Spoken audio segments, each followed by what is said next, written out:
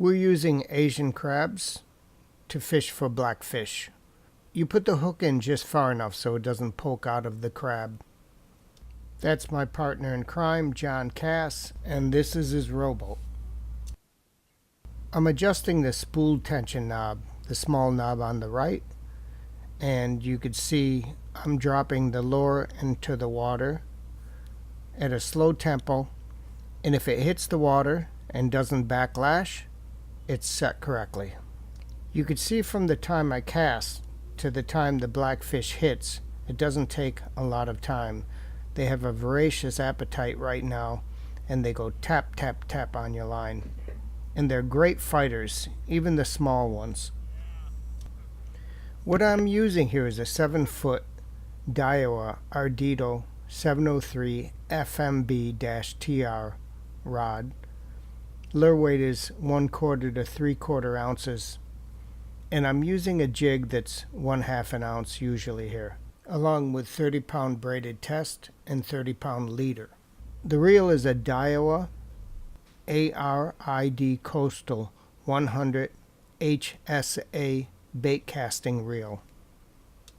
I'm getting to try out my ARC, that's ARCD hooker, that I recently purchased. And we practice safe release for all our fish that we don't keep, and we debarb the hooks. This dehooker works really well, and if I catch any bluefish, which have very sharp teeth, I would use this tool to take the fish off. John's an excellent fisherman and an excellent violinist, and like me, he played music with Frank Sinatra for many years. We didn't take home any keepers this day, as the fish have to be over 18 inches long. It seems like a lot of commercial fishermen are overfishing the blackfish in the Long Island Sound, but still it's a real pleasure to battle with these blackfish.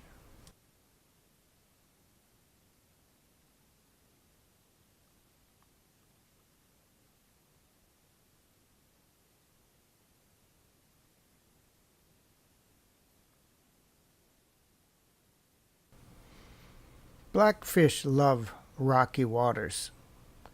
I'm using my finger to move the jig up and down. It gives a realistic motion for the bait. It's important to keep your line taut after you cast and not to have a lot of slack.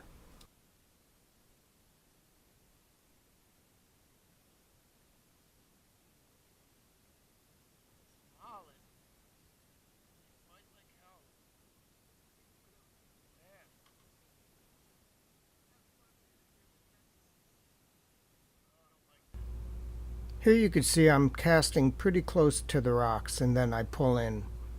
If there's a strong tide, you're very likely to get snagged on the rocks, but it's pretty mild right now. The bait casting reel that I'm using has 3 different knobs that you should pay attention to. One of them, the spool tension knob on the right side, the small knob, as I said, is for when the lure hits the water or the ground, it stops spinning so you don't get a bird's nest. Also on the right side there's a larger knob. That's called the star drag. And if that is too tight, when you pull the line out of the reel, the line will cut in to the line on the reel, and that will cause a bird's nest. On the left side there's another knob. It's called the braking system, or the magnetic brake, or the centrifugal brake. This dial slows the cast more towards the end of the cast than at the beginning. So it's actually braking the cast in the air, and that's used for fine-tuning the cast. I'll be quiet now so you can enjoy the scenery and the fishing.